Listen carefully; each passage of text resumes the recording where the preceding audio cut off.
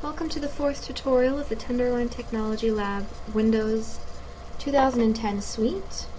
Today we're going to go through how to use your thesaurus, your word count, symbols, columns, and page layout in the Word program. So I've downloaded, once again, this document from our website, www.tenderlointechnologylab.org. On the screen you will see a bubble with two different links. The first link is a link to our tutorial to show you how to download this document to your computer so you can work along with us in the tutorial. The second link is a link directly to the website address where you can download the document. So the first thing I'm going to go through in this tutorial is our thesaurus. To use our thesaurus in our Word document to look for synonyms or words that are alike to words that we use in our Word document. So it's very easy. The first step to go through and use my thesaurus is to go through your document and to choose a word that you want to have a synonym for. So I'm going to scroll here to my first paragraph. The word mysterious, I just right click on the word I want to find a synonym for, and a menu bar pops up. I can then go up to my synonyms option, brings me a list of synonyms, and I can scroll over my word and choose the word that I want to replace it with and just left click on that word, and it replaces that word with the synonym that you've chosen. So I'm going to go through and find another word. I'm going to choose on my third paragraph, contagious, the first sentence.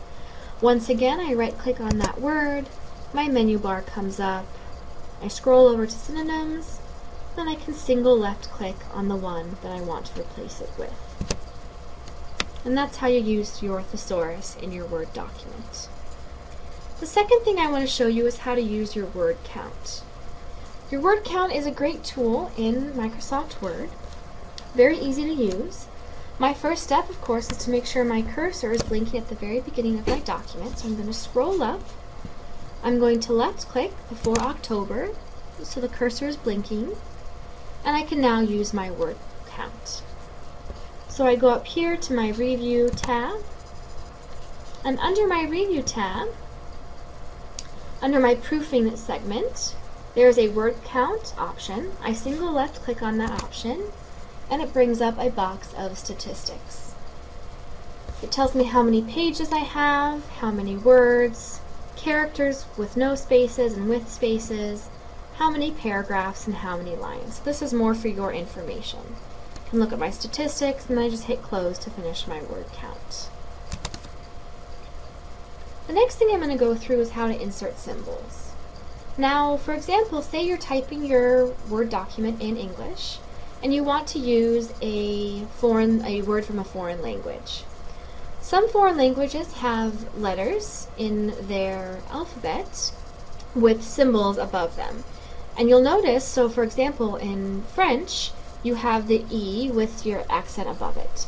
If you look down at your keyboard, at an English keyboard, there are no keys with E with an accent above it. Therefore, it's a symbol, and you have to go an extra step in Word to insert that symbol into your document. So what I'm going to do is I'm going to scroll down my Word document, and I'm going to click at the very end, so my cursor is blinking at the end of my document. I'm going to hit space, and I'm going to start typing a French word for strike. It's greve, G-R-E-V-E. So what I do is I start typing that word. I type G, and I type an R, but now I have to insert my symbol. So what I do is I make sure my cursor is blinking where I want to insert that symbol, and I go up here to my Insert tab in my menu bar. I click on Insert, and at the very end of my menu bar there is a symbol option. I click on my symbol option, and it brings up a little box of some symbols, but if you cannot find your symbol in this box, you want to click on where it says More Symbols. So I'm going to single left click, and it brings up a symbol box. I can then, using my arrows up over here, scroll through and find the symbol that I want. It may take a while because the symbol box is so big, but I scroll through and I find the symbol that I want, this E with an accent above it. I single click on that symbol so that it's highlighted in blue, and then I go down to my Insert tab, and I single left click on Insert. And you'll notice in your Word document it has inserted that symbol right where your cursor is blinking. Now say I want to go back to my document and continue typing my word. The symbol box, I don't have to exit out of my symbol box. I can keep this open. And all I have to do is I just single left click back into my Word document and my cursor is blinking, which I know now that I'm working back on my document, and I can continue to type that word. So I single click in my document, my cursor is blinking, and I can continue to type with a V and an E. I'm going to hit my space bar and I'm going to insert another word with a symbol above it. It's going to be crepe. C-R-E-P-E. So I'm going to type C, I type R, and then I want to insert again another symbol. I don't have to go through my Insert tab and click on my symbol again. All I do is I single left click back into my symbol option or box, which is still open.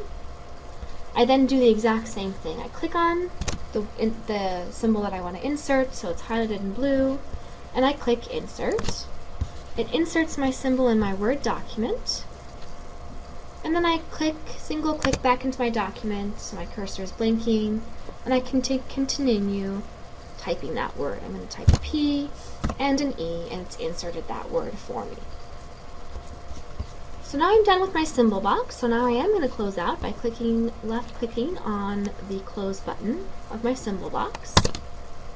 And the next thing I'm going to go through is some page layout things. So for my page layout, all I have to do is I make sure I'm clicked somewhere in my document. I can click in this paragraph if I want, anywhere in your document. And then I go up here to my page layout option in my menu bar. I single left click on my page layout tab, and under my page setup you'll see different options. I'm just going to go through these 4 options right here. My first option is I can change the margins of my entire document or my current section. What my margins are, they are the white spaces on the very edges of my Word document. If I want to change the width or the height of those margins, I just, under my page layout tab, single left click, and I can select a different margin. So I'm going to select normal, which has 1 inch of space on the top, the bottom, the left, and the right. So I single left click, and it changes those margins for me. I can also change the orientation of my document. What that means is I can switch the pages between portrait and landscape. Landscape is your document or your page is longer horizontally. Portrait is your document is longer vertically. So I just left click on my orientation, and I can left click on whether I want portrait or landscape. I'm going to leave it at portrait. I can also go over here to my size option. I can single left click on my size option, and I can change the size of my document as well. You'll notice it's automatically selected at letter, which means there's 8.5 inches across and 11 inches up and down. But I can change that if I would like to. I'm going to leave it at letter. The last option I'm going to show you is columns. I can create 2 columns, 3 columns if I want to in my document as well. Once again, under my page layout tab, I just single click on where it says columns, and I can select 1 column, 2 column, 3 columns, a smaller left column, or a smaller right column. I'm going to select my 2 columns, so I scroll over to where it says 2. I single left click on that option, and it creates 2 columns in my Word document.